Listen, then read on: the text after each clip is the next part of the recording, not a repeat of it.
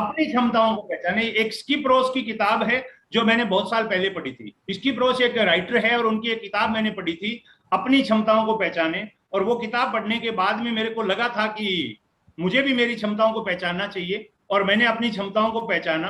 आज का जो सेशन है ये 50 मिनट का रहेगा, यानी आपका जो यहाँ पे जो टोटल इन्वेस्टमेंट होगा वो 50 मिनट का होगा। और 50 मिनट मुझे नहीं लगता कि आप नहीं दे पाओगे, क्योंकि 50 मिनट यहाँ पे देना आपके लिए कोई ज्यादा मुश्किल काम नहीं है। इसलिए प्लीज 50 मिनट अपना समय जरूर दीजिएगा। अब जब आ ही गए हो तो शांति से बैठ जाइए और अपने दिमाग को खुला रख लीजिए, क्योंकि कहते हैं कि दुनिया में दो चीजें खुलने पे काम करती है, एक पैराशूट और एक इंसान का दिमाग। पैराशूट नहीं खुले तो पैराट्रूपर मर जाता है, और दिमाग नहीं खुले तो आदमी का विकास नहीं हो पाता है। सो अपने माइंड को ओपन रखिएगा यार। ये आपके सामने दो तस्वीरें हैं, ये दोनों ही तस्वीरें मेरी है। एक फैसला मैंने लिया था और उस फैसले ने मेरी जिंदगी बदली। ये जो पुरानी तस्वीर आपको दिख रही है, ये ब्लैक एंड व्हाइट फोटो वाली दिख रही है, ये तस्वीर मेरी 2003 की है, यानी आज से लगभग 18 साल पहले की। 18 साल पहले मैं ऐसा होता था। मेरा नाम आत्माराम है, राजस्थान के अंदर एक डिस्ट्रिक्ट है श्री गंगानगर, जैसा चाचा जी ने बोला, मैं वहां से बिलोंग करता हूँ। एजुकेशन में 9th पास हूँ। जब मैं 2 साल का था दुनिया से मेरी माँ चली गई, पिताजी ने पाल पोस के मुझे बड़ा किया। माँ का प्यार, पिता का प्यार, जो कुछ भी वो मेरे लिए कर सकते थे उन्होंने किया। 9th क्लास की पढ़ाई के बाद में घर की स्थिति ठीक नहीं थी, इसलिए मैंने पढ़ाई छोड़ दी। मैं बीमार हो गया था, दवाई वगैरह खाता था। पिताजी बड़ी मुश्किल से मेरा गुजारा चला पाते थे दवाइयों का। जब मेरे को लगा कि यार मेरा दवाइयों का गुजारा पिताजी बहुत मुश्किल से चला पा रहे हैं, दवाइयों के पैसे बड़ी मुश्किल से दे पा रहे हैं, तो मैंने एक किराना दुकान पे 92 में 400 रुपए महीना में एक नौकरी कर दी। मेरे घर से 70 किलोमीटर दूर मेरे रिश्तेदारों की एक दुकान थी, वहां पे मैंने 400 रुपए महीना में जॉब कर ली। 10 महीने मैंने वहां पे जॉब की, और 10 महीने जॉब करने के बाद मुझे ये पता चल गया कि अगर मुझे जिंदगी में अमीर बनना है तो मैं इस जॉब से कभी नहीं बन पाऊंगा। मेरी जिंदगी की एक खासियत रही है, मैंने जिंदगी में सपने बड़े देखे। भले ही मेरे पास खाने को 2 वक्त की रोटी नहीं थी, बट फिर भी मेरे पास सपने थे। और कहते हैं कि सपने अगर आपके पास है तो आप एक दिन उन सपनों को हासिल कर लेते हैं। मैं 4 महीने किराना 10 महीने किराना शॉप पे काम किया। उसके बाद में मुझे पता चला कि किराना शॉप पे काम करके मेरी जिंदगी बढ़िया नहीं हो सकती है, इसलिए मैंने एक आरएमपी के साथ काम करना शुरू किया। 2 साल मैंने उसके साथ काम किया। मेरा बचपन का सपना डॉक्टर बनने का था, और वो सपने को पूरा करने का मेरे को लगा कि पढ़ाई से तो नहीं हो सकता, लेकिन इससे हो सकता है, और मैंने वो झोला छाप डॉक्टरी सीख ली। उसके बाद मेरी शादी हो गई 95 में। मैं गांव आ गया, मेरे डॉक्टरी के काम को करता रहा, लेकिन उसमें मेरे को ज्यादा क्या है संतोष नहीं होता था। क्यों नहीं होता था? क्योंकि उसके अंदर बड़े लफड़े थे। क्या है, जेनरिक दवाइयां ज्यादा देनी पड़ती है, उधार का धंधा होता है, स्टेरॉइड का ज्यादा इस्तेमाल होता है, तो अंदर ही अंदर ऐसा लगता है कि यार हम किसी की आत्मा से खिलवाड़ कर रहे हैं, किसी के स्वास्थ्य से खिलवाड़ कर रहे हैं। तो इसलिए मैं वो काम करना नहीं चाहता था। आखिर खैर मैंने वो काम को बंद कर दिया। उसके बाद मैंने मेरी पुश्तैनी व्यवसाय खेती को अपना लिया। अब खेती ठीक ठाक थी पिताजी जब तक दुनिया में थे तब तक, लेकिन अचानक 2001 में एक दिन हमें पता चलता है, मार्च में पता चलता है कि पिताजी को कैंसर हो गया है, और 1 महीने में पिताजी डेथ कर गए। अब घर की सारी जिम्मेवारी मेरे सिर पे आ गई। बीवी थी, 2 बेटियां, 1 बेटा, पूरे परिवार की जिम्मेवारी मेरे सिर पे आ गई। अब मैंने गुजारा चलाने के लिए अपने ही पुश्तैनी व्यवसाय खेती को आगे बढ़ाना शुरू किया। लेकिन मेरा दुर्भाग्य ये था कि हमारे यहाँ पे ज्यादा जो जमीनें हैं वो रेगिस्तानी है, पानी नहीं गिरे तो फसल नहीं होती है। थोड़ी बहुत नहरी जमीन थी, और वो भी पिताजी हिस्से पे लेते थे, और लोगों ने मेरे को वो जमीन दी नहीं, और मेरा गुजारा चलना बंद हो गया। जब आदमी के पास कोई सोर्स ऑफ इनकम नहीं होता है तो वो उधार लेना शुरू करता है, दोस्तों से, रिश्तेदारों से उधार लेता है। मैंने भी लिया, और मुझे लगा कि अगले साल बारिश होगी, फसल हो जाएगी तो लौटा दूंगा। अगले साल फिर बारिश नहीं हुई, फिर फसल नहीं हुई, मुझे लगा अगले साल लौटा दूंगा। 3 साल तक कुछ ऐसा ही सिलसिला चलता रहा। मेरे सिर पे 1.5-2 लाख रुपए का कर्ज हो गया। एक दिन मेरा एक बचपन का दोस्त जो मेरे साथ स्कूल में पढ़ता था, मिस्टर इंद्राज नाम है उसका, वो मेरे पास आता है, आके बोलता है आप कोई काम क्यों नहीं करते हो? मैंने कहा क्या काम करूं यार, डॉक्टरी में करना नहीं चाहता, और वैसे भी ज्यादा ठीक नहीं है क्योंकि कंपटीशन बहुत सारा हो गया है, कुछ और लड़के भी डॉक्टरी करते हैं, खेती किसानी में कुछ हो नहीं रहा है, बता क्या करूं? वो कहता है आपके गांव में दूध बहुत होता है, आप गांव से दूध इकट्ठा करके 12 किलोमीटर दूर तहसील हेडक्वार्टर राइसनगर, जहां से अभी मैं बिलोंग करता हूं, वहां ले जाके बेचो तो आपका काम ठीक चलेगा। मेरे को उसका विचार ठीक लगा, क्योंकि वो दूध बेचता था और काम में सफल था। जो भी सफल आदमी होता है उसकी बात को हम मान लेते हैं। मैंने भी उसकी बात को माना। मैंने कहा यार मैं दूध बेच तो लूं, बट मुझे दूध बेचना नहीं आता। वो कहता है ये कोई रॉकेट साइंस नहीं है, 3 दिन मेरे साथ चल, मैं तेरे को दूध बेचना सिखा दूंगा। और वो 3 किलोमीटर दूर वो दूसरे गांव में रहता था, मैं उसके पास चला गया। 3-4 दिनों में उसने मेरे को दूध बेचना सिखा दिया। क्योंकि दूध बेचने का काम कोई रॉकेट साइंस नहीं होता है। दो ही चीजें सीखनी होती है साहब। पंजाब और हरियाणा के लोग मेरे साथ ज्यादा जुड़े हुए हैं इस समय, तो वो ये समझते होंगे कि दूध बेचने के काम में क्या चीज करनी होती है। दो चीजें सीखनी है, पहला कितना क्रीम निकलवाना है, दूसरा कितना पानी डालना है। यानी पहला कितना फैट निकलवाना है, दूसरा कितना पानी डालना है, अंग्रेजी में बोले तो कितना ब्लैक एंड व्हाइट करना है। और मैं 3 दिनों में सीख गया और मैंने उस काम को शुरू कर दिया। मैंने कहा यार इसमें स्वास्थ्य के साथ कोई खिलवाड़ नहीं है भाई, अपन क्या कर रहे हैं, फैट निकलवा रहे हैं, तो वैसे भी हिंदुस्तान में फैट नहीं खाना चाहिए, ज्यादा मोटे होते जा रहे हैं लोग, और पानी मिला रहे हैं तो कोई दिक्कत नहीं है, कोई स्वास्थ्य से खिलवाड़ 1% भी नहीं है। और मैंने वो काम को शुरू किया। शुरू में मेरा बिजनेस बढ़िया चला, लेकिन बाद में आपको पता ही है ठगी थोड़े दिन चलती है, ज्यादा दिन चलती नहीं है। मेरा धंधा थोड़ा गड़बड़ होने लग गया। जब गड़बड़ होने लगा तो मैंने भगवान से प्रार्थना की। मैंने कहा हे भगवान, साथ में मैं क्या करता था, जब दूध बेचने आता था तो जाते हुए सब्जी वगैरह ले जाता था और गांव में कुछ बेच देता था ताकि उससे भी कुछ रुपए बन जाए। 14 घंटे लगातार मैं काम करता था सर। सुबह दूध लेके आता था, दोपहर को जाता था, शाम को दूध लेके आता था, शाम को वापिस रात को देर से जाता था। 14 घंटे काम करता था, 2000 रुपए कमाता था। और उसमें भी जब गड़बड़ होने लगी तो भगवान को याद किया। और कहते हैं कि दिल से अगर चाहो तो कायनात साथ देती है, और सच्ची प्रार्थना हो तो भगवान सुनता है। मेरी प्रार्थना उस दिन भगवान ने सुनी। मेरे एक दोस्त का फोन आता है, शाम को लगभग 5 बजे का वक्त था, उसका फोन आता है, आत्माराम जी क्या कर रहे हो? मैंने कहा कुछ नहीं। तो बोला आज दूध लेके शहर नहीं आए? मैंने कहा यार आज संडे है, संडे को एक ही टाइम लेके आता हूँ। तो बोला कल मार्केट में आओगे क्या? मैंने कहा हाँ आऊंगा। बोलता है आप मेरे पास आना, मैं आपको एक फ्री का बिजनेस बताऊंगा। अब चूंकि मैं एक बिजनेस कर रहा था दूध बेचने का, और उसमें मेरा थोड़ा बहुत इन्वेस्टमेंट था, 40-50 हजार रुपए का इन्वेस्टमेंट था, मोटरसाइकिल था, टंकियां थी, और कुछ था, इधर उधर एडवांस पैसा दिया था, और था वो सब कुछ था। जैसे उसने बोला फ्री का बिजनेस बताओ तो मेरे मुंह में रात बड़ी हो गई है, ये रात जल्दी क्यों नहीं निपट रही है? सुबह जल्दी जाता हूँ और जाके वो फ्री वाला बिजनेस देख लेता हूँ। जैसे ही दूसरे दिन सुबह हुई, फटाफट गया, जाके मैंने बोला भाई बताओ क्या बिजनेस है? तो उसने मेरे सामने एक कपड़ी गत्ते का पैकेट रखा, जिसको आरसीएम का एनएम किट बोलते थे। राकेश जी अच्छी तरह से जानते होंगे, प्रमोद जी जानते होंगे। मैंने वो किट लिया, देखा कि कपड़ा ऐसे कैसे आता है। तो उसने कहा कि पहले, मैंने कहा यार वो लट्ठे में पैकेट थान में आता था, वो ऐसे कैसे आ गया? ये बोलता है ये नए तरीके से है, और ये कपड़ा आपको अमीर बना सकता है। तो मुझे लगा वास्तव में ही बना सकता होगा। तो मैंने कहा ला भाई दे दे। तो बोलता है 1260 रुपए दो। उस समय वो ज्वाइनिंग 1260 की होती थी। ये बात 18 सितंबर 2002 की है। बोलता है 1260 रुपए दो। मैंने कहा भाई फिर नहीं चाहिए, तू तो बोल रहा था फ्री का है। बोला कपड़े के पैसे ले रहा हूँ, बिजनेस अपॉर्चुनिटी में दे रहा हूँ। मैंने कहा अपॉर्चुनिटी कौन सी दे रहे हो? बोला इस बिजनेस के साथ, इस कपड़े के साथ एक फॉर्म भरना है, और उस फॉर्म से आपको एक आईडी नंबर मिलेगा, और उस आईडी नंबर से पूरे हिंदुस्तान में आप ये बिजनेस कर सकते हो। मेरे को तुरंत समझ में आ गया। उस पैकेट पे एक लाइन लिखी हुई थी, आरसीएम बिजनेस एनएम किट। ना तो मेरे को एनएम समझ में आया, ना आरसीएम बिजनेस समझ में आया, लेकिन किट शब्द मेरे को अच्छे से समझ में आ गया। मेरे को सुना हुआ था कि आजकल किट टिकाने का धंधा बड़ा जोरों से चलता है। मैंने कहा भाई इसको कोई ये किट टिका के गया है, और अब ये तेरे को टिकाने वाला है। मैंने उसको हाथ जोड़ दिए। मैंने कहा दोस्त 2000 रुपया महीना बड़ी मुश्किल से 14 घंटे काम करके कमाता हूँ, आज तो ये 1260 का कपड़ा दे रहा है, मैं नहीं ले पाऊंगा दोस्त। वो कहता है कपड़ा तो आपको लेना पड़ेगा। मैंने कहा कोई जबरदस्ती है क्या? बोला ऐसा ही मान लो। मैंने कहा नहीं यार, तेरे को 100, 200, 300 इसमें किट में बनना है, वो मेरे से वैसे ले ले, तू मेरा दोस्त है, लेकिन इस किट में मेरे को मत फंसा। वो बोलता है चलो छोड़ो फिर मत करो, आप चाय पियोगे क्या? मैंने कहा हाँ चाय पी लेंगे, कोई दिक्कत नहीं। अब सितंबर के महीने में थोड़ी ठंड होती है अपने यहाँ पे इधर। तो मैंने कहा चाय पी लेंगे। तो वो चाय वाले को बोलने के लिए गया, तो मैंने कहा यहीं से आवाज लगा दो, तुम वो करते हो ना, उंगली ऊपर नीचे करते हो ना, 2-3, 2/3 ऐसा कुछ। बोलता है नहीं, बोल के आ रहा हूँ, अदरक वगैरह डाल के बढ़िया बना के भेजेगा। मैंने कहा ओके थैंक यू। अब वो चाय वाले के बाद में 2 चाय आ गई। जैसे ही मेट्रो की दुकान थी, उसकी 2 चाय आई, पीछे से एक लंबी सी स्टीम कार आके खड़ी हुई।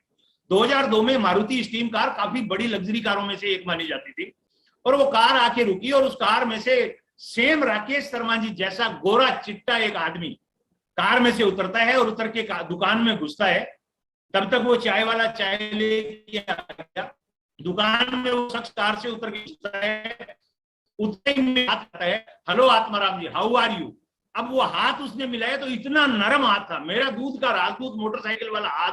आप जानते हैं का हाथ कैसा होता है, मेरा वो हाथ एकदम मली हाथ। अपन तो हाथ कैसे लिए बैठे रहे कि हाथ मिल रहा है किसी ने, अपना तो जीवन हो गया।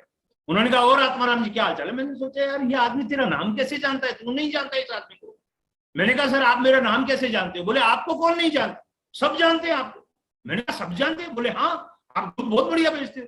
मैं मन में सोचा दूध तो इसमें मेरी कभी है नहीं, फिर मैं बढ़िया दूध बेचता हूँ या घटिया बेचता हूँ इसको क्या मालूम। बाद में मुझे पता चला वो चाय बोलने नहीं गया था मेरा दोस्त, वो उस दुकान से फोन करने गया था कि चाचा जी, वो भी चाचा जी थे उनके, जैसे शिव कुमार जी राकेश जी के चाचा जी है वैसे ही वही मेरे अपलाइन राम अवतार चावला के चाचा जी थे। तो वो उनको फोन करने गया था कि भाई बंदा तो आ गया लेकिन मेरे से तो सेटल नहीं हो रहा है और आप आ जाइए। तो वो आ गए मेरे को प्लान दिखाने के लिए। अब वो क्लास 1 ऑफिसर थे और पहले किसी नेटवर्क मार्केटिंग कंपनी में उन्होंने काफी काम भी किया हुआ था और उनके पास काफी एक्सपीरियंस था नेटवर्क मार्केटिंग का। उन्होंने मेरे को बोला तो मैंने उनको वो कुर्सी मैंने दे दी, वो बैठ गए और वो चाय पीने लग गए हम लोग। तो उन्होंने मेरे को बोला कि आत्माराम जी, आदमी से उसकी इनकम और औरत से उसकी उम्र नहीं पूछनी चाहिए, गुस्ताखी माफ, लेकिन मैं पूछना चाहता हूं आप महीने का पैसा कितना कमा लेते हो। मैंने कहा साहब कोई चोरी छुपे वाली बात थोड़ी है, कोई करोड़ों थोड़ा ही कमाते हैं जो छुपाएंगे, 2000 रुपये महीना कमाता हूं। बोले 2000 रुपया महीने से काम चल जाता है क्या? मैंने कहा सर नहीं चलता है, दाल रोटी बड़ी मुश्किल से बनती है, सुबह का जुगाड़ तो शाम का कम पड़ जाता है, शाम का जुगाड़ करो तो सुबह का पता नहीं, हालात कुछ इस कदर की है। तो बोले यार 2000 क्यों कमाते हो, 4000 क्यों नहीं कमाते, आप डबल कर लो ना अपनी इनकम को। मैंने कहा सर आपके लिए बोलना आसान है, इनकम कभी डबल होती है क्या? ये 2000 आपको पता है 14 घंटे काम करता हूं तब बनते हैं, 3-4 काम इकट्ठे करता हूं तब बनते हैं। 2000 रुपये कमाने में पसीना आ जाता है सर, 4000 कैसे कमाऊं? 4000 कमाने के लिए 28 घंटे चाहिए मुझे काम करने के लिए। तो बोले 28 घंटे काम करो। मैंने कहा साहब आप पढ़े लिखे आदमी हो, क्यों मजाक उड़ा रहे हो गरीब का? दिन में टोटल 24 घंटे होते हैं और मेरे सामने आप 1000 से ज्यादा लोग जूम पे बैठे और यूट्यूब लाइव ये प्रोग्राम चल रहा है। मेरा आपसे एक सवाल है, आपको भी यही समस्या आ रही है दोस्तों? जो समस्या मेरे साथ थी वही समस्या आपके साथ है।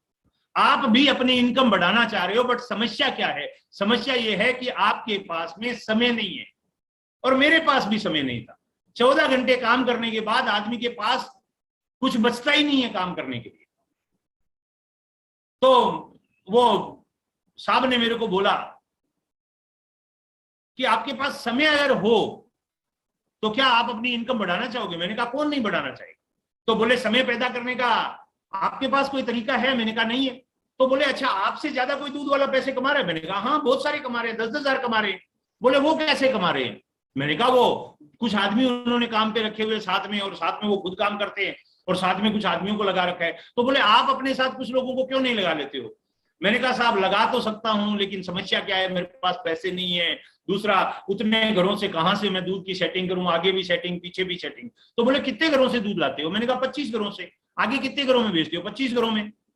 बोले इसका मतलब ये है कि आपका 50 घरों का दूध का नेटवर्क है। मैंने कहा हाँ साहब। बोले 50 घरों के नेटवर्क से आप कितना पैसा कमा रहे हो? मैंने कहा 2000। बोले 4000 कमाने हो तो कितने घरों का नेटवर्क बनाना होगा? मैंने कहा साहब 100 घरों का। और बोले अगर 40,000 कमाना हो तो कितने घरों का नेटवर्क बनाना होगा? मैंने कहा साहब सीधी सी बात है 1000 घरों का। तो बोले किसी और का 1000 घरों का नेटवर्क है? मैंने कहा हाँ है। तो बोला वो कैसे करता है? मैंने कहा उसने बहुत सारे लोग काम पे रखे हुए हैं। तो बोले आप क्यों नहीं करते हो ऐसा? मैंने कहा साहब ऐसा नहीं हो सकता, मैंने पहले ही बताया आपको कि मेरे पास पैसे की दिक्कत है, मेरे पास नॉलेज की दिक्कत है, मैं उतना ज्यादा अग्रेसिव नहीं हूं इस फील्ड में। तो उन्होंने कहा फिर इसका मतलब ये है कि आप जिंदगी भर 2000 कमाओगे और कभी भी अपने और अपने बच्चों के सपने पूरे नहीं कर पाओगे। मैंने कहा साहब सपने की बात क्यों कर रहे हो साहब? भगवान ने अगर सपने पूरे करवाने होते तो मुकेश अंबानी के घर में पैदा कर देता, यहां पैदा करने की जरूरत क्या थी? बोले नहीं आत्माराम जी आप गलत कह रहे हो। अगर हिंदुस्तान के 140 में से 100 करोड़ लोग अगर सपने देख रहे हैं और सारे अगर अंबानी के घर में पैदा हो जाते तो अंबानी भी गरीब हो जाते। सपने देखना अलग बात है और किस्मत द्वारा अमीर होना अलग बात है। तो मैंने कहा साहब आपके पास ऐसा कोई तरीका है जिससे कि मैं अमीर बन सकता हूं? क्या आप कोई ऐसा रास्ता बता सकते हो? बोले हाँ हम आपकी मदद कर सकते हैं। तो मैंने कहा साहब बताइए क्या है? तो उन्होंने वो वहीं पे किट पड़ी थी, उन्होंने हाथ में उठाई और उठा के बोला एक काम करिए, ये कपड़ा ले लीजिए और इसको पहनिए, और अगर अच्छा लगे तो ये पहनने वाले लोगों को बताइए। तो मैंने कहा पहनने वाले?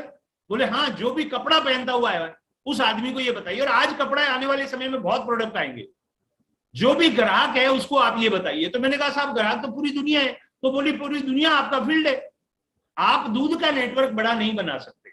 तो मैंने कहा साहब नेटवर्क नहीं बनता साहब, ये नेटवर्क बेवकूफ बनाने का धंधा है।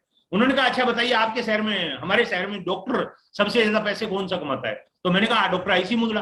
बोले लेकिन डिग्रियां तो डॉक्टर गुरमीत सिंह के पास ज्यादा है। मैंने कहा गुरमीत सिंह जी के पास डिग्रियां ज्यादा है बट मरीज तो डॉक्टर आईसी मुद्रा के पास ज्यादा आते हैं। बोले इसका मतलब डॉक्टर आईसी मुद्रा का नेटवर्क बड़ा है, मरीजों का इसलिए पैसा ज्यादा है। मैंने कहा हाँ। बोले वकील सबसे ज्यादा पैसे कौन कमाता है? मैंने कहा आत्माराम बिश्नोई। बोले लेकिन राजाराम जी पूनिया के पास ज्यादा डिग्रियां हैं। मैंने कहा हाँ डिग्रियां तो है लेकिन वकील क्लाइंट तो उनके पास ज्यादा है। राजाराम जी पूनिया के पास क्लाइंट कम है, आत्माराम बिश्नोई के पास क्लाइंट ज्यादा है। तो बोले इसका मतलब जिसके पास क्लाइंट का नेटवर्क बड़ा है उसके पास पैसा ज्यादा है, वकील वो बड़ा है। मैंने कहा यस। बोले दूध वाला। मैंने कहा प्रेम कुमार। बोले उसके पास पैसा ज्यादा है, मेरे पास बहुत सारे घरों से दूध बहुत सारे घरों में आगे देता है, हजारों घरों का उसका नेटवर्क है। तो उन्होंने कहा इसका मतलब ये है कि अमीर बनना होगा तो नेटवर्क बनाना होगा।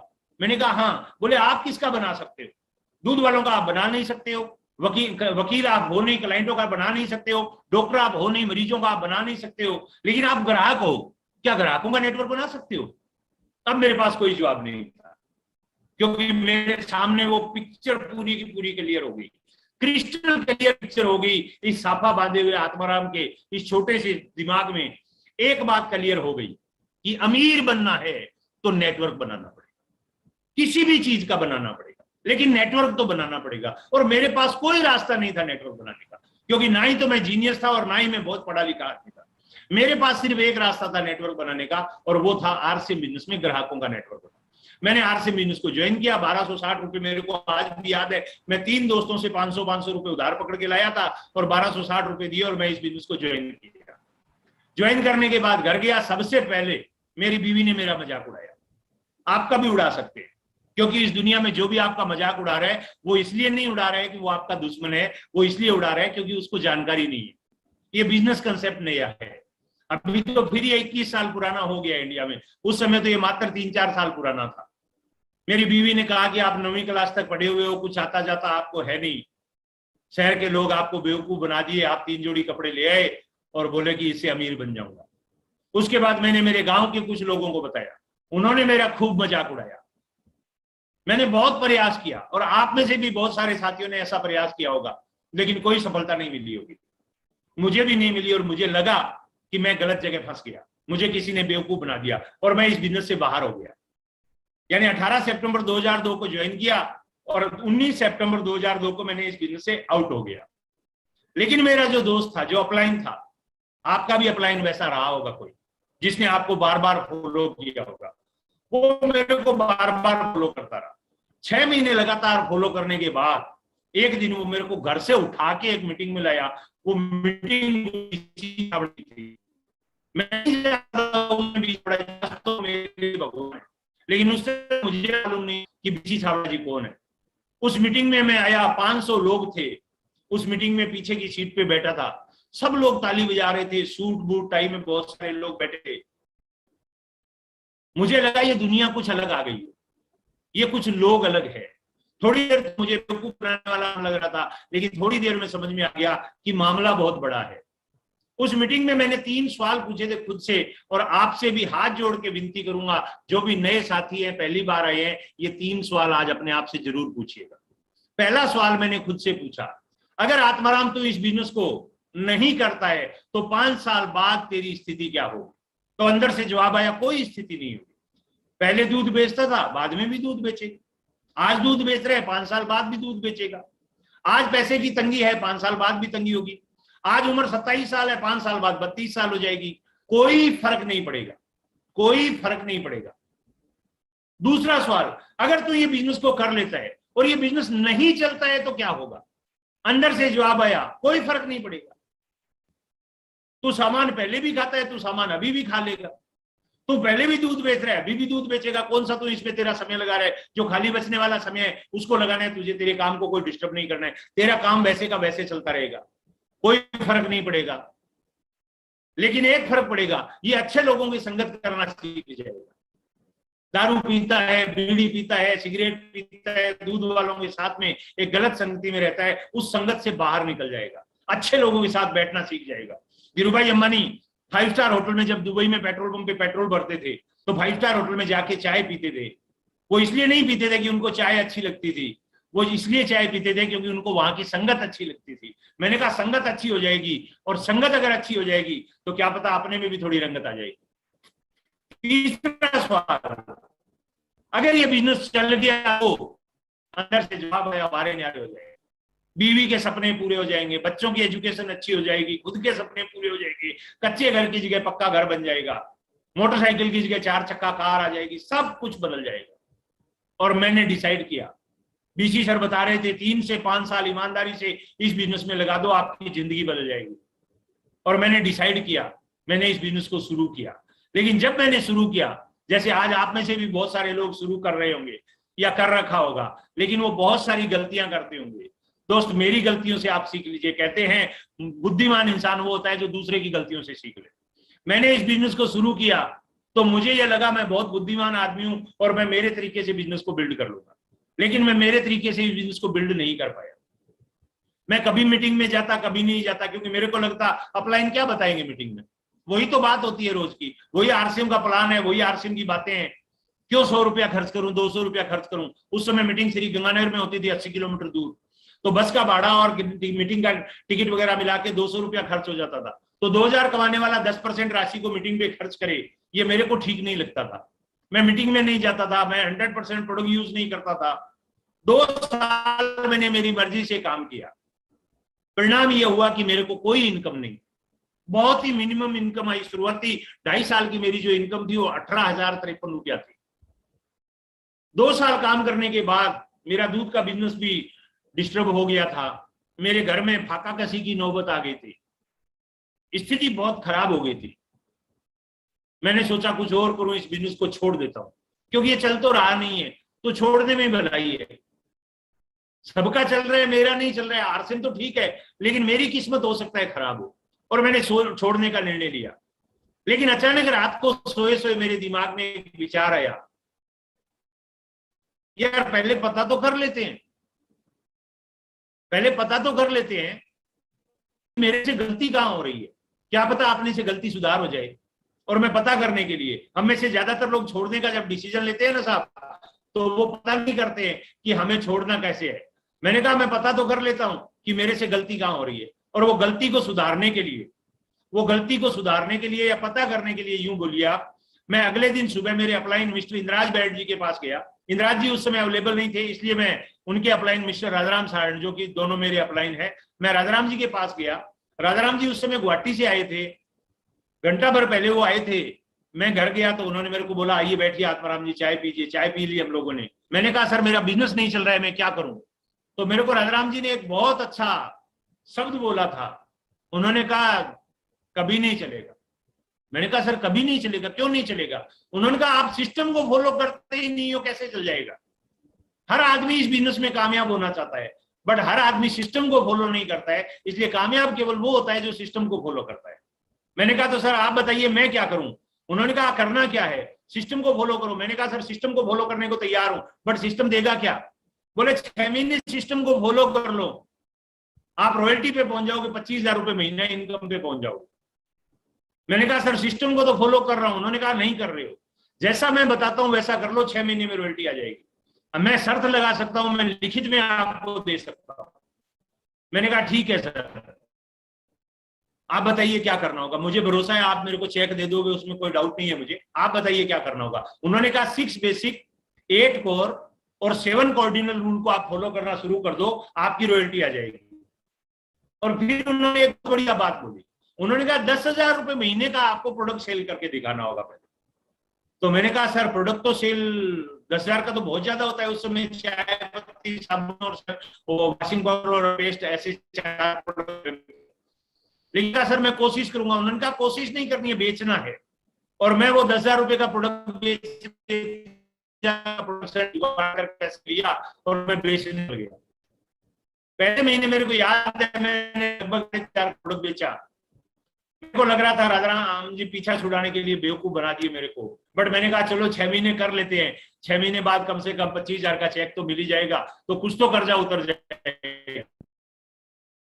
चेक राजा से शर्त लगाई थी, उन्होंने लिखित गारंटी दी थी, और वो गारंटी का चेक लेने के लिए, क्योंकि मुझे भरोसा था कि वो रॉयल्टी नहीं आएगी, ये तो मेरे को मालूम था। लेकिन वो 25,000 रुपए दे देंगे ये भी मेरे को मालूम था। और मैं वो नहीं पड़ा। पहले महीने मैंने 3-3.5 हजार का चाय बेचा। दूसरे महीने जब मैंने चाय बेची तो उसमें से कुछ लोगों ने मेरे को बोला, आपको क्या फायदा होता है ये चाय बेचते हो? मेरी आदत है, मैं कभी झूठ नहीं बोलता। मैंने कहा ये फायदा है कि उसको एमआरपी पे डिस्काउंट मिल जाता है और साथ में कैशबैक आ जाता है। तो बोले आप लाते तो मैंने हमारी दुकान है वहां से लाऊं। बोले अगर हम वहां से डायरेक्ट लाएं तो। मैंने कहा फायदा तो आपको भी ये मिलेगा, बट उसके लिए आपको एक कार्ड बनवाना पड़ेगा, आपको आईडी नंबर लेना होगा। कितना पैसा लगेगा? उस 1500 का होगा, उसमें 1500 रुपए की किट आती थी। मैंने कहा 1500 रुपए का 3 जोड़ी कपड़ा लेना होगा।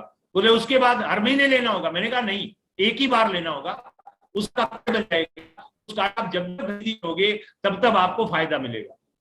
बोले ठीक है, शाम को आना, मेरा कार्ड बना देना। मेरे को लग रहा था कोई जुड़ ही नहीं रहा है। बंदा मेरे को बोलता है शाम को आना, कार्ड बना देना। मैं शाम को गया और मैंने उनको वो कार्ड बना के दे दिया। सर मेरी आवाज आ रही है क्या? सही है सर, थोड़ी थोड़ी प्रॉब्लम है लेकिन चलेगा, ज्यादा नहीं है। ठीक। तो मेरे को मालूम नहीं था। मैंने कहा कार्ड बनवाएगा क्या? वो उसने बोला कार्ड बना दीजिए। शाम को मैं गया और उनकी मैंने करवा दी। उसके बाद में 2 दिन बाद में पता चला उन्होंने 4 और लोगों को ज्वाइन करवा दिया। और अब मेरे को ये लगने लगा और फिर मैं फटाफट मुझे तो बढ़िया, ये तो बहुत गजब है। यही तरीका है आर्थिंग का, पहले प्रोडक्ट दो, प्रोडक्ट से आदमी संतुष्ट हो जाए, उसको समझाओ और उसको ज्वाइन करवाओ। और इससे शुरू हुआ। एक के घर दूध ला दो, उसने मेरे को बोला यार तू धंधा करता वो कैसा चल रहा है? मैंने कहा भैया, बोला यार मेरा भाई है एक अमृतसर में रहता है, उसको भी ज्वाइन करवा दो ना। मैंने कहा ठीक है करवा देते हैं, क्या कर। मैंने कपड़े होंगे, मैंने उसके भाई को, वो अमृतसर से आया हुआ था, मैंने उसको बता दिया और वो मेरे बिजनेस को अमृतसर लेके आ गए। अमृतसर हम उनके साथ गए, उनके बिजनेस के लिए गए। अमृतसर में जब हम गए तो अमृतसर में एक लड़का मिला। अमृतसर में हमें एक लड़का मिला और वो जो लड़का था, मेरे को लगता है शायद कुछ डिस्टर्बेंस हो रहा है सर, थोड़ा सा आवाज का डिस्टर्बेंस है, अटके आ रही है आपकी आवाज सर। सर ये हैंड राइज है, इनको एक बार देंगे आप लोग। क्या है सारे सारे जो वीडियो वो किसी वीडियो नहीं दे रहे। सर आप ना अपना वीडियो ऑफ कर लेंगे तो फिर वॉइस क्वालिटी बढ़ जाएगी। नेटवर्क चैलेंज है आपकी तरफ से थोड़ा। नहीं वॉइस सही नहीं आ रहा है क्या? बीच में नहीं आ तो रहा है लेकिन कट जाता है, बीच में कट लग जाता है वॉइस में। अगर आप वीडियो बंद करके चलें। अब ठीक आ रहा है सर, बिल्कुल अब ठीक आ रहा है ना? प्लीज कंटिन्यू, बिल्कुल ठीक हो गया सर। हाँ, ये हैंड राइज जो है ना, इनको एक बार थोड़ा सा हटा देंगे तो मेरे सामने क्या है वो। हाँ अब ठीक है। राकेश जी और जी और चाचा जी मेरे सामने आ गए। पहले क्या है वो मेरे सामने नहीं थे, तो वो सारे वीडियो तो मेरे को पता नहीं था कि क्लियरिटी आ रही है क्या। तो उसके बाद में मेरे को समझ में आया, तो मैं वो अमृतसर वाले साथी को ज्वाइन करवाया और उसको मीटिंग देने के लिए अमृतसर गए हुए थे। तो वहीं से, जहां अमृतसर हम गए हुए थे, वहीं से एक लड़के को हमने प्लान दिखाया स्वर्ण मंदिर के अंदर, और वो छत्तीसगढ़ मेरे बिजनेस को ले गया। और फिर उसकी मदद करने के लिए हम छत्तीसगढ़ गए और वहां से पूरे हिंदुस्तान में मेरा बिजनेस फैल गया। इधर हमने एक रिले केंद्र में किसी को प्लान दिखाया, उसकी वजह से जम्मू चला गया। विपिन जी और मेरी पूरी JNK की टीम, वो सारा का सारा उस एक साथी की वजह से हमें JNK मिला। तो कहने का मतलब दोस्तों ये है कि मैंने प्रोडक्ट को पहले, मैंने प्रोडक्ट को सामने रखा तो बिजनेस ऑटोमेटिकली चल गया। और उसके बाद में वहां से मेरे को लगा ये बिजनेस बहुत है और मैंने इसमें जम किया। और सच बता रहा हूं दोस्तों, 6 महीने में मैं रॉयल्टी पहुंच गया था। और आज मैं आपको ये बात कहना चाहता हूं, RCM बिजनेस में रॉयल्टी अचीवर बनने में 6 ही महीने लगते हैं। RCM बिजनेस में रॉयल्टी अचीवर बनने में 6 महीने लगते हैं, बाकी सब प्रोसेस है। वो 6 महीने आते हैं, 6 महीने 6 दिन बाद आते हैं, 6 महीने बाद आते हैं, 6 साल बाद आते हैं, वो एक बात है।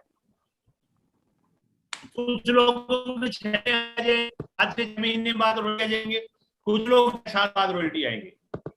तो जिस सिस्टम को फॉलो करेंगे रोल्टी आएंगे। 2 साल में रोल्टी आया और 9 महीने बाद में एमरल्ड हो गया था। रोल्टी से 9 महीने बाद में एमरल्ड हो गया था। इनकम 1 लाख रुपए महीना हो गई थी। अभी जो मेरे फोटो देख रहे हो आप, वो आपके सामने ये वाला फोटो है। ये जब मैं दूध बेचता था, ये मेरी 45 साल की उम्र, और मेरे को लगता है ये थोड़ा जवान आदमी का फोटो है, ये थोड़े बुजुर्ग आदमी का फोटो है। इसका मतलब पैसा आदमी को जवान बना देता है, ऐसा मानना है। तो इस तरह से स्टार्ट हुई सर, इस तरह से मैंने इस बिजनेस में स्टार्ट किया, और आज मैं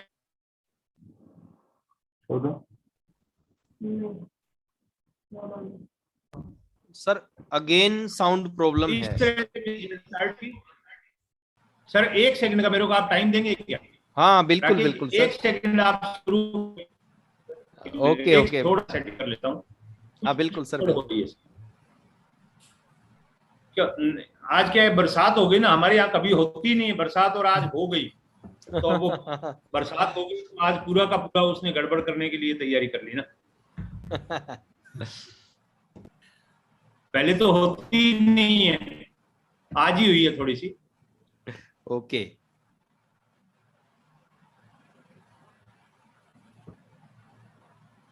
आपका जो है ना नेटवर्क बिल्कुल रेड दिखा रहा है, तो शायद सिग्नल प्रॉब्लम है आपके एरिया में काफी आज।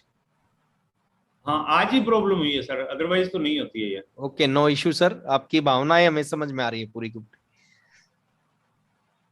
अभी ठीक आ रही है क्या आवाज? अभी ठीक है सर। अभी ठीक है ना? जी जी जी।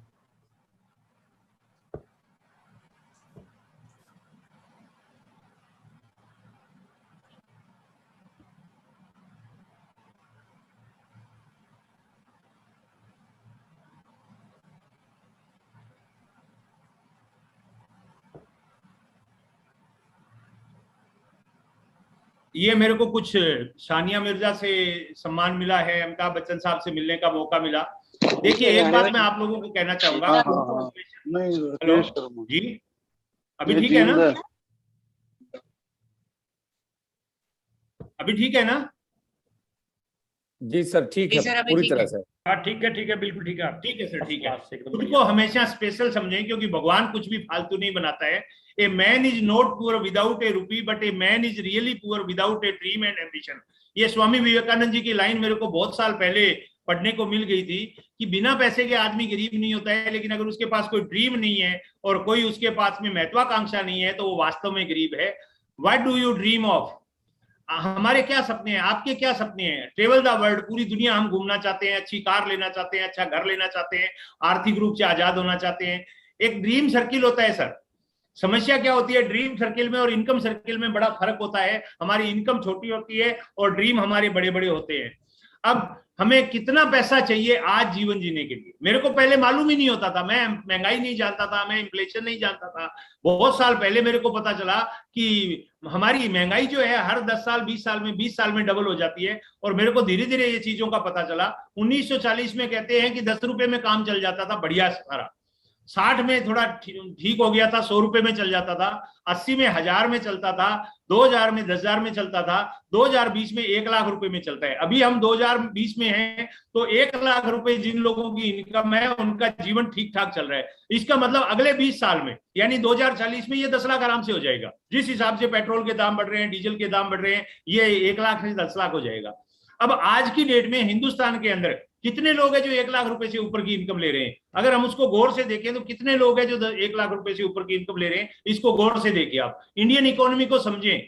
तो यहाँ पे जो बीपीएल कैटेगरी में जो लोग हैं वो 10% लोग हैं जो 6,000 रुपए महीना कमाते हैं। उसके बाद में पुअर क्लास जो लोग हैं वो 6,000 रुपए से 12,000 रुपए महीना कमाते हैं। उसके बाद लोअर क्लास में जो 30% लोग हैं वो 13,000 से लेके 20,000 तक महीना कमाते हैं। उसके बाद में मिडिल क्लास लोग हैं वो 21,000 से 60,000 रुपए महीना कमाते हैं। अपर क्लास में जो लोग हैं वो 61,000 से लेके 2.5 लाख रुपए के बीच कमाते हैं। रिच क्लास में जो लोग हैं वो 2.5 लाख रुपए से लेके 12 लाख रुपए तक कमाते हैं। और अल्ट्रा रिच जो क्लास है उसमें केवल 13 लाख रुपए कमाने वाले 1% लोग हैं। यानी आज अगर हिंदुस्तान की हम बात करें तो हिंदुस्तान के अंदर 80% जो लोग हैं वो आज 1 लाख रुपए महीने की इनकम को नहीं कमा पा रहे। वो आज भी 1 लाख रुपए महीने की इनकम को नहीं ले पा रहे हैं। अब अगर वो आज 1 लाख की इनकम को नहीं ले पा रहे हैं तो फ्यूचर में वो क्या ले पाएंगे? फ्यूचर में वो क्या ले पाएंगे, कैसे ले पाएंगे? तो ये बहुत बड़ा एक समस्या हमारे सामने है। और ये एकमात्र बिजनेस ऐसा है जो हमें इन सभी क्लासों से निकाल के हमें अल्ट्रा रिच वाली क्लास में ले जा सकता है।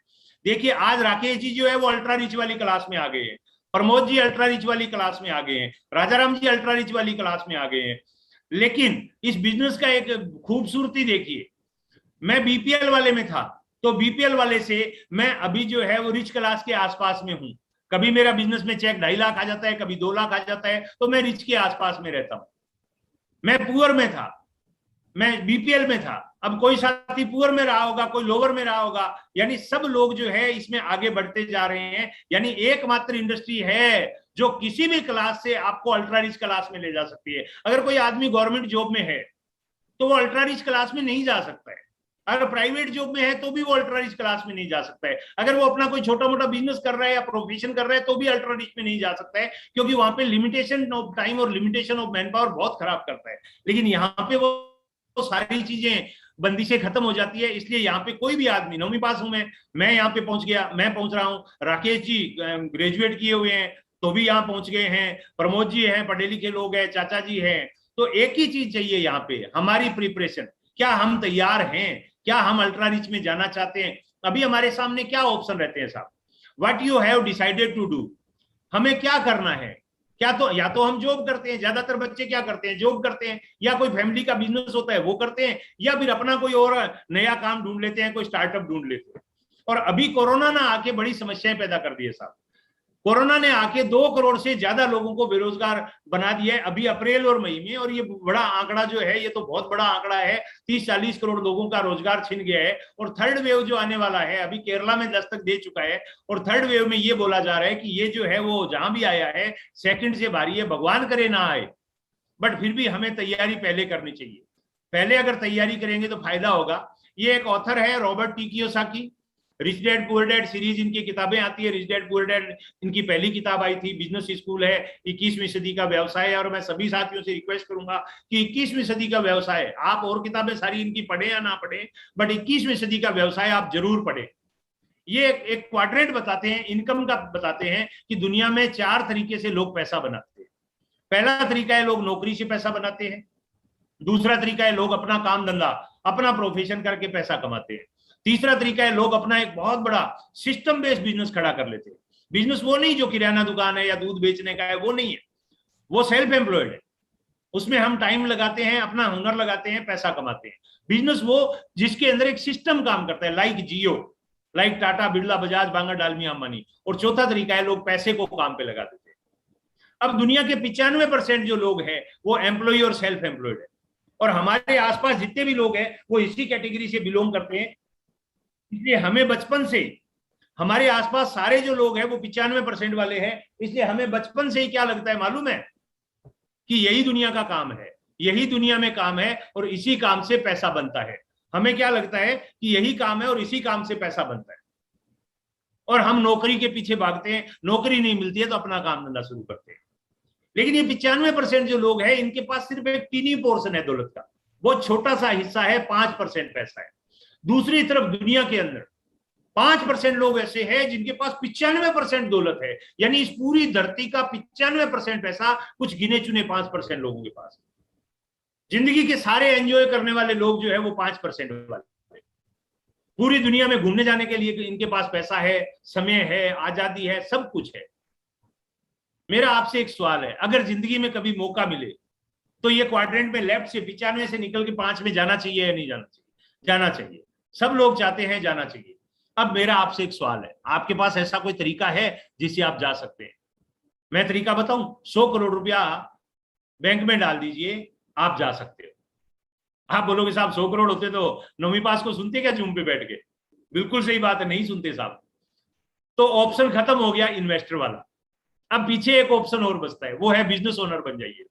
अब बिजनेस ओनर बनने के लिए भी 100 करोड़ चाहिए, जियो जैसा कोई धंधा खड़ा करें, और 100 करोड़ डुबाने का जिगरा भी चाहिए कि पहले तो 100 करोड़ रुपया हो और फिर डुबाने का जिगरा हो 100 करोड़ का, कि भाई डूब जाएंगे तो भी फर्क नहीं पड़ेगा।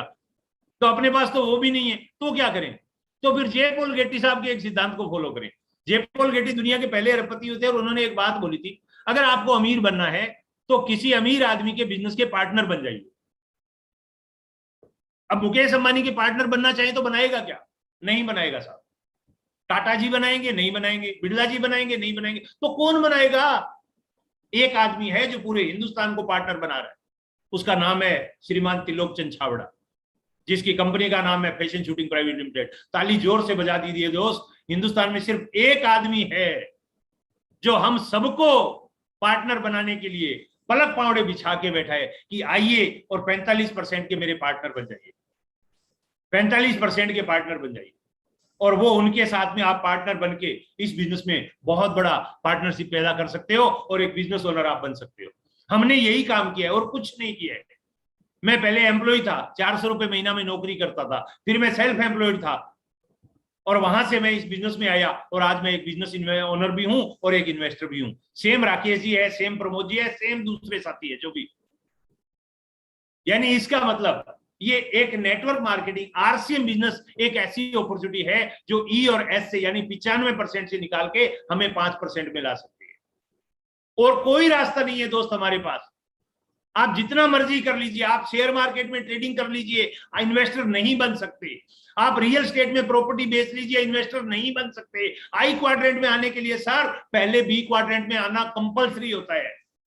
मैं किसी एक ऐसे आदमी को नहीं जानता हूं जो, अगर वारेन बफे को आप ये कहते हो कि वो आई क्वाड्रेंट में डायरेक्ट आए, तो वो आई क्वाड्रेंट में नहीं आए सर। उन्होंने भी पहले बर्कशायर हाथवे को एक बिजनेस को खड़ा किया और उन्होंने समझा कि बिजनेस कैसे बिल्ड किए जाते हैं। दुनिया में जितने भी अमीर लोग हैं, जितने भी लोगों को ट्रू फाइनेंशियल फ्रीडम मिला है, ट्रू फ्रीडम मिला है, रॉबर्ट कियोसाकी कहते हैं true freedom is financial freedom. वो जितने भी लोगों को मिला है वो सिर्फ बिजनेस ओनर बन के मिला है और बी क्वाड्रेंट में आके मिला है। देखिए एक उदाहरण से समझाता हूं इसको आपको मैं। ई और एस कैटेगरी के आदमी की मेंटेलिटी क्या होती है? ई वाला हैव ए जॉब, एम्प्लॉय होता है, और एस वाला क्या होता है? ओन ए जॉब यानी सेल्फ एम्प्लॉयड होता है। मान लीजिए एक दुकान है, मान लीजिए मेरी एक दुकान है और उस दुकान पे मैं रोज एक मोबाइल बेचता हूं और उस एक मोबाइल में मेरे को 1000 रुपए का प्रॉफिट होता है। मैं महीने में 30 मोबाइल बेचता हूं, 30,000 का प्रॉफिट मिल जाता है। ये हो गया ई और एस आदमी की मेंटेलिटी। बी वाला क्या करता है? वो थोड़ा सा स्मार्ट होता है, ज्यादा स्मार्ट नहीं होता है, वो भी मोबाइल बेच रहा है लेकिन वो थोड़ा सा स्मार्ट है। शिवखेड़ा जी की एक किताब है जीत आपकी, उसके ऊपर एक लाइन लिखी हुई है, जीतने वाले कोई अलग काम नहीं करते, वो हर काम को अलग ढंग से करते हैं। और वही बी क्वाड्रेंट वाला करता है। बी वाला क्या करता है? वो एक सिस्टम बनाता है। वो खुद को काम पे नहीं लगाता है, वो खुद को एक सिस्टम में लगाता है, सिस्टम बनाने पे काम करता है। वो 3 साल लगे, 5 साल लगे, 10 साल लगे, वो सिस्टम को बनाने के लिए काम करता है। वो मोबाइल बेचने के लिए काम नहीं करता है, वो धंधे में इनकम लेने के लिए काम नहीं करता है, वो सिस्टम बनाने के लिए काम करता है। इस उदाहरण से समझिए, एक आदमी है, उसकी दुकान है, वो रोज एक मोबाइल बेचता है, महीने के 30 मोबाइल बेचता है, 1000 रुपया एक मोबाइल में प्रॉफिट है, 30,000 रुपए कमा लेता है। लेकिन बी वाला क्या करता है? बी वाला उससे स्मार्ट है। वो क्या करता है? वो 30 लोगों को काम पे बुलाता है। वो एक वैकेंसी अखबार में एक ऐड निकालता है, बोला जाएगा लोगों को काम के लिए लोग चाहिए, अच्छा खासा मेहनताना मिलेगा। 150 लोग उसके पास आते हैं, उनको वो इंटरव्यू लेता है, इंटरव्यू लेके उसमें से 30 लोगों को सिलेक्ट कर लेता है और उनको बोलता है भी आपको मोबाइल बेचना है, एक मोबाइल बेचने पे आपको 1000 रुपए का प्रॉफिट होगा, 800 रुपया आपका होगा, 20% यानी 200 रुपया मेरा होगा। अब पैसे का इन्वेस्टमेंट मेरा है, दुकान मेरी है, रिस्क मेरा है, सब कुछ मेरा है। तुम्हें सिर्फ एक मोबाइल बेचना है और एक मोबाइल बेचोगे, 800 रुपए का प्रॉफिट तुम्हारा, 200 का मेरा। और वो 30 लड़कों को काम पे रखता है। 30 लड़के रोजाना 30 मोबाइल बेचते हैं, महीने में 900 मोबाइल बिक जाते हैं। 900 मोबाइल बिक जाते हैं, 200 रुपया एक मोबाइल पे ऊपर कमीशन मिलता है, 1,80,000 रुपया महीने का कमा लेता है। अब जो ई और एस वाला है, उसमें और इसमें एक और स्मार्टनेस आ गई। क्या? ई वाले को अगर मान लो, ई और एस वाला जो ये अकेला मोबाइल बेच रहा है, ये वाला, ये जो अकेला मोबाइल बेच रहा है, आज इसके ससुराल में शादी है और इसको जाना है तो क्या करेगा? ये 30,000 की इनकम को जीरो करके जाएगा। ये 30,000 की इनकम को या तो जीरो करके जाएगा या ससुराल नहीं जाएगा, बीवी को नाराज करेगा, बोलेगा तू चली जा, मैं इधर ही रह जाता हूं, क्योंकि दुकान खराब हो जाएगी, नहीं तो ग्राहक खराब हो जाएंगे, धंधा खराब हो जाएगा। ये कहीं नहीं जाएगा, और जाएगा ना तो ध्यान इधर रहेगा। कोई ग्राहक आया होगा, मोबाइल लेने आया होगा, पड़ोसी के चला गया होगा, ये सारा टेंशन में रहेगा। लेकिन ये क्या करेगा? ये उन 30 लड़कों में से एक स्मार्ट लड़के को ढूंढेगा और उस स्मार्ट लड़के को बोलेगा बेटा आज तेरे को कहीं नहीं जाना है, तेरे को 800 रुपया मैं दे दूंगा, तेरा मोबाइल नहीं बिकेगा तो भी तेरे को 800 दे दूंगा, तू दुकान पे बैठ और ये 29 लड़कों को मोबाइल बेचने जा रहे हैं, ये मोबाइल बेचेंगे, तू दुकान को संभाल ले। और वो ससुराल जाएगा बीवी के साथ में और वहां जाके भंगड़ा डालेगा, डांस करेगा, मस्ती करेगा। मालूम है क्यों?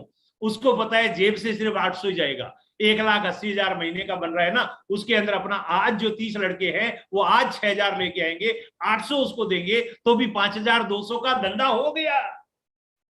बंदा काम पे नहीं है लेकिन धंधा हो गया, बिकॉज उसने टीम बना ली, बिकॉज उसने नेटवर्क बना लिया।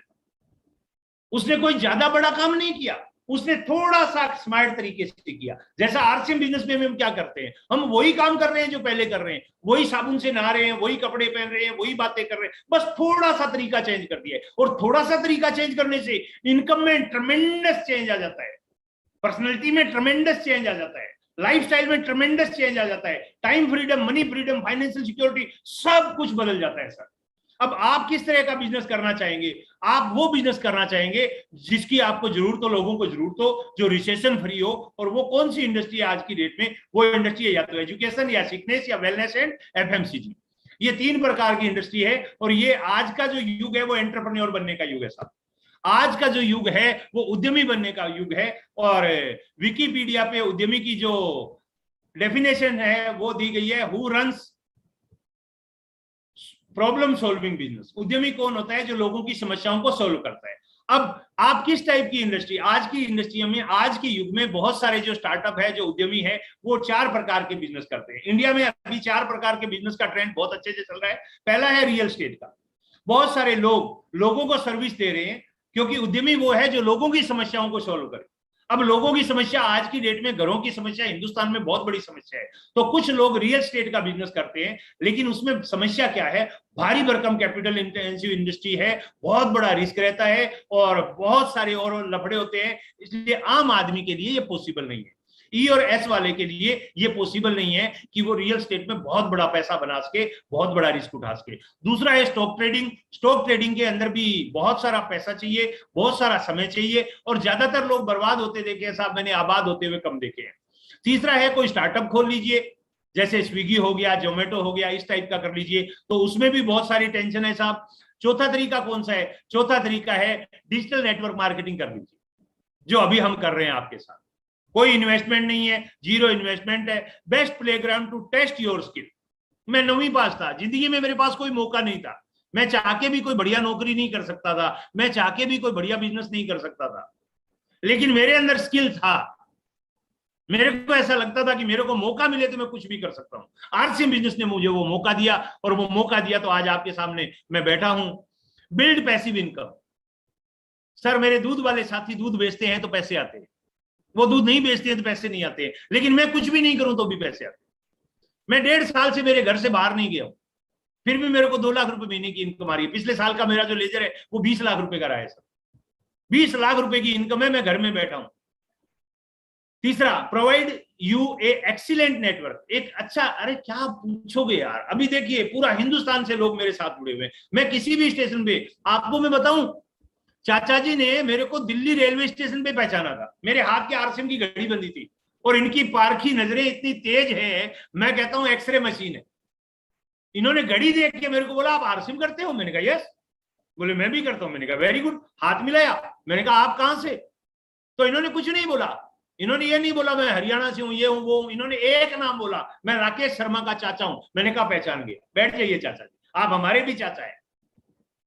आप सोचिए, दिल्ली स्टेशन के ऊपर भी ये इंडस्ट्री से। अदरवाइज मैं दूध के बिजनेस में जब था ना, मैं गंगानगर नहीं गया था कभी। आरसीएम बिजनेस में आने से पहले मैंने मेरा डिस्ट्रिक्ट हेडक्वार्टर ही नहीं देखा था, लेकिन ये बिजनेस की वजह से आज पूरा हिंदुस्तान है। रिसेशन भरी है, कोरोना में जो धंधा चला है वो एक ही धंधा है, डायरेक्ट सेलिंग। बट ये बहुत सिंपल है, बट नॉट इजी।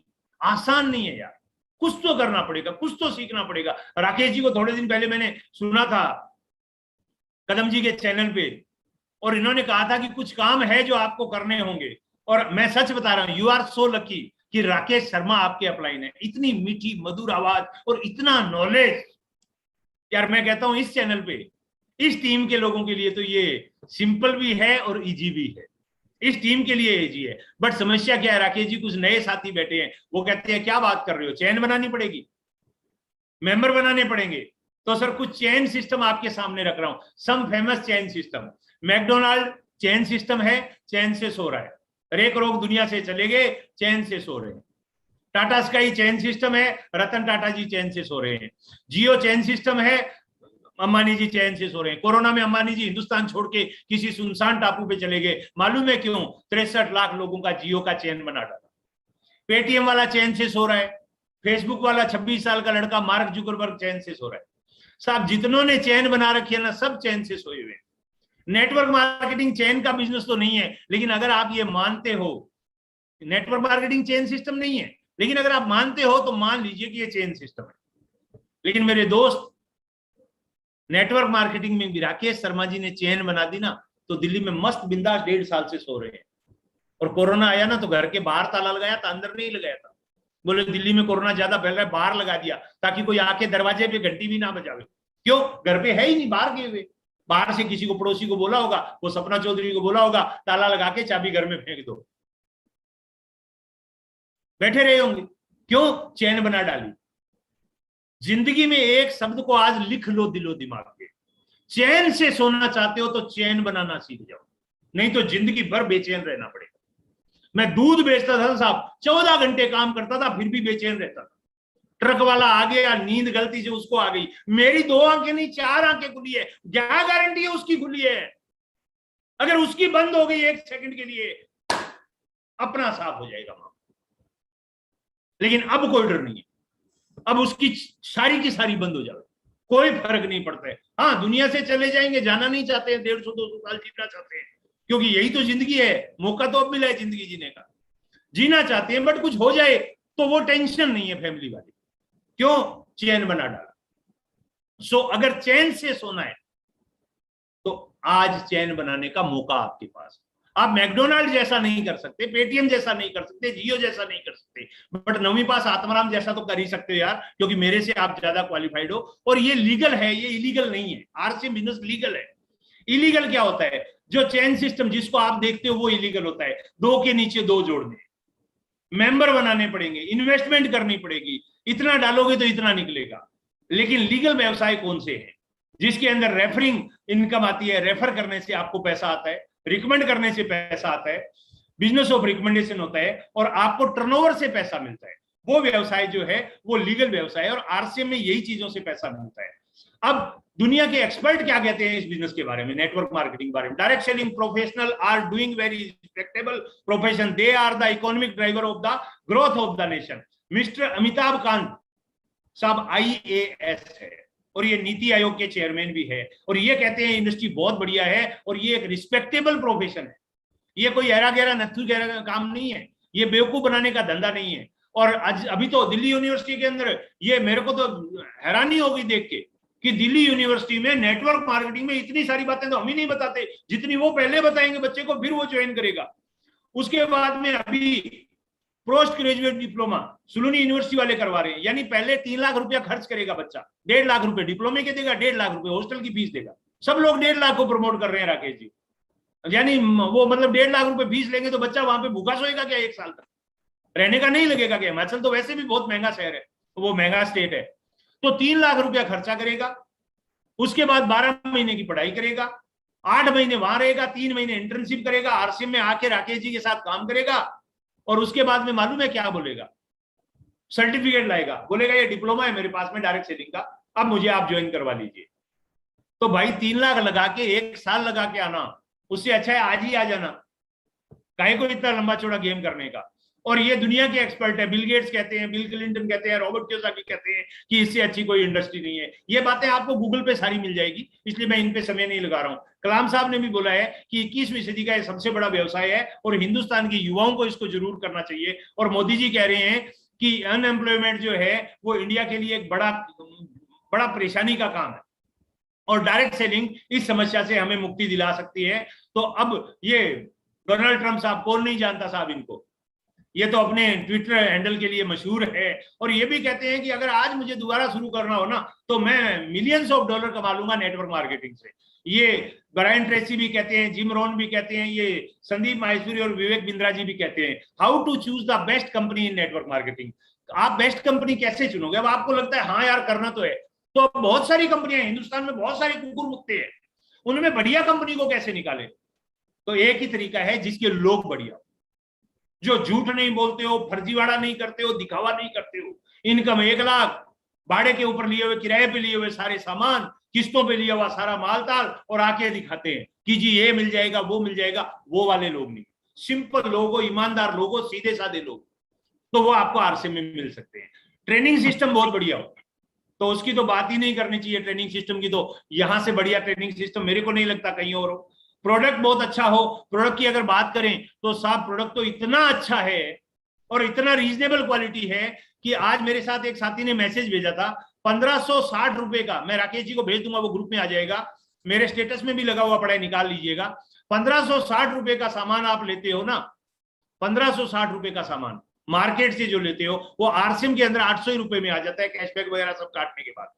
यानी लगभग 50%। और मैं आगे बताऊंगा कि आप आरसीएम का सामान खा के भी करोड़पति बन सकते हो। और प्रॉफिट पे आउट, आरसीएम का प्लान ऐसा प्लान है, तीसरी क्लास का बच्चा कैलकुलेशन बता देगा, इतना बिजनेस गया है तो इतना पैसा आएगा। बाकी पता नहीं इंजीनियरिंग प्लान और ये प्लान और वो प्लान, पता नहीं कितने घोटाले हैं यार। मैं ज्यादा समझ में नहीं आता है मेरे को घोटाला, मेरे को सिंप्लिसिटी समझ में आता है, 9वीं पास आदमी हूं। ये आरसीएम का परिचय है, मार्केटिंग प्लान की स्लाइड है, आप उससे ले लीजिएगा। ये आरसीएम की ग्रोथ है, ये आरसीएम का हेडक्वार्टर है। जो साथी पहली बार आए हैं वो देख लीजिएगा। हिंदुस्तान में किराए के कमरों में कंपनियां चल रही है और बोलते हैं हमारे इतने ऑफिस है। मैं बोलता हूं दिखा सकते हो क्या? बोले नहीं दिखा नहीं सकते हैं। मैं बोला मेरे पास आओ, मैं दिखाता हूं। 17 लाख स्क्वायर फीट का हेडक्वार्टर है आरसीएम का। हिंदुस्तान में इंफोसिस और टीसीएस के पास है, रिलायंस के पास है, या फिर आरसीएम के पास, बाकी किसी के पास नहीं है। एमएलए वालों की तो बात ही मत करो, उनके पास तो कुछ है ही नहीं, वो तो ऐसे ही फर्जीवाड़ा कर रहे हैं। आप बोलोगे साहब आप ही की कंपनी है, यस मैं प्रूव करूंगा आपके सामने, मैं प्रूव करूंगा हमारी कंपनी है। हिंदुस्तान में रियल डायरेक्ट सेलिंग एक ही कंपनी है, वो आरसीएम है। फेक कितनी है आई डोंट नो, मेरे को मालूम नहीं है। ये हेडक्वार्टर है सारा का सारा। यहां पैदल चलते हैं ना, पैरों में छाले हो जाते हैं, हम जाते हैं तो कार से चलना पड़ता है। ये 160 डिपो है, 10,000 वंडरवर्ल्ड है, 1.5 लाख से ज्यादा डिस्प्ले वाल है। ये आरसीएम के उत्पाद है। मैं प्रोडक्ट वाली स्लाइड को हटा रहा हूं, समय ज्यादा हो गया है इसलिए मैं इसको हटा रहा हूं। और मैं एक बात आपसे, ये आरसीएम के स्टोर है, एक बात आपके साथ और करना चाहते हैं। Do you want to earn money? अगर आप पैसा कमाना चाहते हो तो एक बात याद रखिएगा, ये ट्रेडिशनल मार्केट को छोड़ना होगा। ये ट्रेडिशनल मार्केट को आपको छोड़ना होगा, क्योंकि यही एक जगह है जो हमें कंगाल बना रही। ये इतना सा ही बदलाव करना है। मैंने क्या बोला था, जीतने वाले कोई अलग काम नहीं करते, वो हर काम को अलग ढंग से करते हैं। हमें अगर जीतना है ना तो ढंग बदलना है। कौन सा ढंग बदलना है? ये जो मैन्युफैक्चर से माल बन के कस्टमर के पास आता है और बीच में ये जो बिचौलिए है ना, ये बिचौलियों वाले रास्ते को छोड़ रहे हैं और डायरेक्ट आरसीएम में आ जाते हैं। यहां डिस्ट्रीब्यूटर को पैसा मिलता है, कस्टमर को नहीं मिलता है। ट्रेडिशनल मार्केट में डिस्ट्रीब्यूटर को पैसा मिलता है, कस्टमर को नहीं मिलता है। और आरसीएम आपको कस्टमर बनाता ही नहीं है, आरसीएम आपको पहले दिन ही डिस्ट्रीब्यूटर बनाता है। इसलिए यहां आपको पैसे की गारंटी हो जाती है। 95% काम कंपनी डन करती है। प्रोडक्ट कंपनी ने बनाना है, प्राइस कंपनी ने सेट करनी है, मार्केट कंपनी ने सर्च करना है, डिलीवरी कंपनी ने देनी है, कच्चा पक्का माल कंपनी ने तैयार करना है, मनी बैक गारंटी कंपनी ने देनी है, आपके शहर में कंपनी ने भिजवाना है, पिकअप सेंटर कंपनी ने खुलवाना है, मनी बैक गारंटी का बैग जो लेना है वो कंपनी ने लेना है। आपको क्या करना है यार? सारे काम तो कंपनी कर रही है। आपको सिर्फ एक काम करना है। मालूम है क्या करना है? आपको सिर्फ एक काम करना है, इस प्रोडक्ट को यूज करना है और अच्छा लगे तो लोगों को बताना है। अब कुछ लोग बोलेंगे चाचा जी कि हम तो नहीं कर पाएंगे, ज्वाइनिंग फ्री है, जीरो कैपिटल इन्वेस्टमेंट है, फाइनेंशियल फ्रीडम आपको मिलेगा, इनकम ग्रोथ एक्सपोनेंशियल ग्रोथ होती है साहब, एक्सपोनेंशियल ग्रोथ होती है। यहां हर साल आपकी इनकम डबल ट्रिपल हो सकती है अगर आप में पोटेंशियल है और आप करना चाहो तो। टाइम फ्रीडम गारंटेड मिलता है। प्रमोद जी को देखो, राकेश जी को देखो, चाचा जी को देखो, जेएस विर्क जी को देखो, रंधावा जी को देखो, सबके पास फालतू पड़ा है। इतना फालतू कि आपको ट्रॉली भर के ले जानी है तो ले जाओ, ट्रक भर के ले जाना है ले जाओ, डंपर भर के ले जाना है ले जाओ। फालतू है, कोई काम है ही नहीं, सब फ्री है, सारे के सारे फ्री है। मेरे को किसी ने पूछा काम क्या करते हो, मैंने कहा सिर्फ आराम। बोले अरे कोई तो काम, मैंने कहा कोई काम नहीं करता हूं, मेरे सारे पड़ोसी परेशान है पिछले 1 साल से। बोले करता क्या है? कमरे में बैठा है, चिल्लाता है, लैपटॉप लगा लिया, पहले मोबाइल पे था फिर लैपटॉप दे दिया न्यूट्री चार्ज वालों ने, अब ये लैपटॉप लगा लिया, कभी पीछे हरा पर्दा लगा लेता है, कभी पीला लगा लेता है, रोज की वही वो बात करता है, वही आत्माराम, वही दूध बेचता था। मेरे पड़ोसियों से मेरी कहानी पूछो, मेरे से अच्छी बताएंगे आपको। वो सब इस बात से दुखी है कि ये करता क्या है, कोई काम है ही नहीं। कोई काम नहीं है, खाली बैठे हैं। इससे बड़ा टाइम फ्रीडम नहीं हो सकता है। और जायदाद छोड़ना, एक लीगेसी बना के जाना, एक ऐसी संपत्ति क्रिएट करके जाना जो जन्मों जन्मों तक काम आए, जैसे ओपी शर्मा जी दुनिया में बना के गए, ऐसे और बहुत सारे लीडर। अभी कोरोना में बहुत सारे साथियों की डेथ हो गई, मैं भी बाल बाल बचा था आप सब लोगों की दुआओं से। तो ये सारी चीजें आपको इससे मिलती है।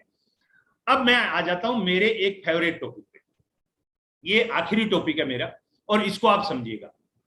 10,000 रुपए का सामान आप बाजार से लाते हो। आप में से बहुत सारे साथी ऐसे हैं जो कहते हैं सर हम बता नहीं सकते किसी को, हम लोगों को जोड़ नहीं सकते। कोई बात नहीं, वो बाद की बात है, मेरे भी 2.5 साल बाद मैंने शुरू किया था, आप भी कर लीजिएगा। लेकिन ये बात को आज समझ लें, 10,000 रुपए का सामान आप बाजार से लाएंगे तो 10,000 रुपए में आएगा। आरसीएम में वही प्रोडक्ट आपको 8,000 रुपए में आएगा। और 8,000 मैंने इसलिए लिखा है कि कई प्रोडक्ट में कुछ गड़बड़ हो जाता है, रेट ऊपर नीचे हो जाता है, तो लोग मेरे को फंसा लेते हैं। अदरवाइज तो ये 6,000 रुपए में ही आ जाता है, लेकिन 8,000 में आता है। 5,000 बिजनेस वॉल्यूम होता है, जिसके अंदर 32% वाला कैशबैक अगर मैं जोड़ दूं तो इसके अंदर लगभग आपका 1,600 रुपया कैशबैक आ जाता है। मिनिमम जो है वो 12%, 600 रुपए से 1,600 आता है। मैंने 1,600 लिया है क्योंकि मैंने एमआरपी डिस्काउंट में कम कर दिया है। टोटल 3,500 बचता है आपको। वैसे आपको 5,000 की बचत होती है, लेकिन मैंने थोड़ा सा कंजर्वेटिव, क्योंकि मुझे इसको जूम पे दिखाना है, पूरे इंडिया को दिखाना है, और खपती दिमाग वाला आ जाए तो मेरे को फंसा देता है। एक बार अत्री साहब ने मेरे को बोल दिया, साहब इतना आ ही नहीं सकता, मैं फंस गया। मैं अब वो गणित के प्रोफेसर है, मैं 9वीं पास आदमी। बाद में मैंने वो सारे कैलकुलेशन किए, तो मैंने उनको बोला, मैंने कहा सर आता तो इतना ही है। बोले अच्छा इतना ही आता है? मैंने कहा हाँ। बोले अच्छा, मेरे को मालूम नहीं था। मैंने कहा सर आपने तो मेरे को मरवा दिया, मैं तो आपकी डिग्री के चक्कर में खराब हो गया। 3 दिन लग गए मेरे को कैलकुलेशन में। आप पहले ही बोल देते ऐसे ही बोला है। मैंने सोचा आप डिग्री वाले हो, आपने बहुत सोच समझ के बोला होगा। बोले यार सॉरी गलती होगी। मैंने कहा कोई बात नहीं सर, आप बड़े हो, आपसे गलती हो जाए तो आप माफी नहीं मांग सकते, हम ही मांग लेते हैं कि कोई बात नहीं सर, आगे से गलती मत करिएगा, माफ करिएगा। अब ये जो 3,500 रुपया है, इसको आप किसी अच्छे म्यूचुअल फंड में डाल देते हो, या एफडी में डाल देते हो, या आप आरडी में डाल देते हो, कहीं भी डाल देते हो। कहीं रिटर्न थोड़ा कम हो जाएगा तो इन्फ्लेशन बढ़ जाएगा, कहीं इन्फ्लेशन कम हो जाएगा। अभी इन्फ्लेशन जो है ना प्रमोद जी, मेरी स्क्रीन पे अभी इन्फ्लेशन जो है ना प्रमोद जी, वो 8% नहीं है, अभी इन्फ्लेशन 25% है। आफ्टर कोविड, कोरोना से बाद में जो इन्फ्लेशन है, महंगाई वो जो है वो 25% है क्वार्टरली। तो मैं 8 ही लिया हूं। और रिटर्न शेयर मार्केट का जो है वो इंडेक्स का जो रिटर्न है, आप किसी भी अच्छे बैंक वाले से जाके म्यूचुअल फंड में इन्वेस्ट कर सकते हैं। उसकी आप पर्सनली मेरे से बाद में पूछ सकते हैं, नहीं तो आजकल बहुत सारे ऐप आ गए, बहुत सारे वेबसाइट आ गए। यानी कुल मिला के 12% भी आपको रिटर्न मिला। म्यूचुअल फंड में 25% मिलता है, मैंने 12 जोड़ा है। इन्फ्लेशन 12-15% रहता है, मैंने 8 जोड़ा है।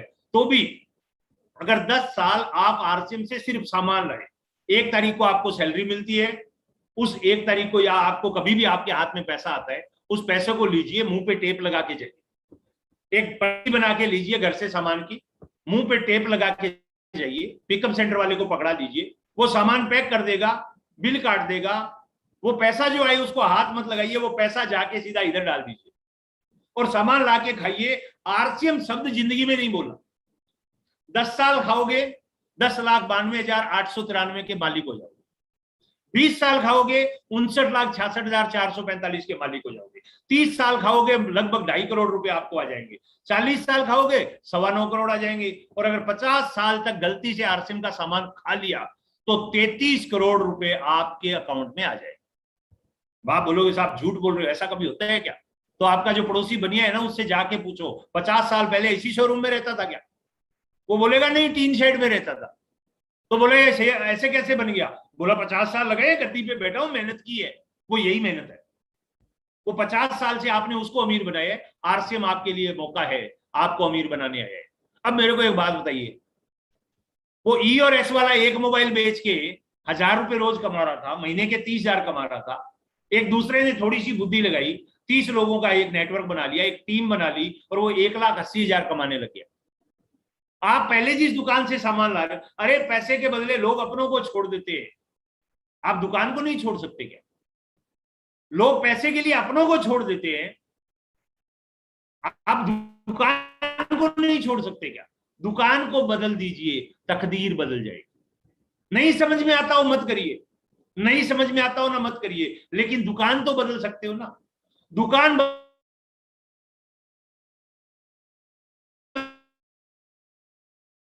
बदल दो, सामान खाओगे, डिस्प्ले वाल खोल लोगे, डायमंड क्लब करोगे, धीरे धीरे 1 महीना 2 महीना में इतनी ताकत है कि ये प्रोडक्ट आपके मुंह से अनायास ही वो सब निकलवाएंगे और आप इन प्रोडक्ट को लोगों को बताएंगे और आपके नेटवर्क में हजारों की संख्या में दौड़ दौड़ के लोग आए।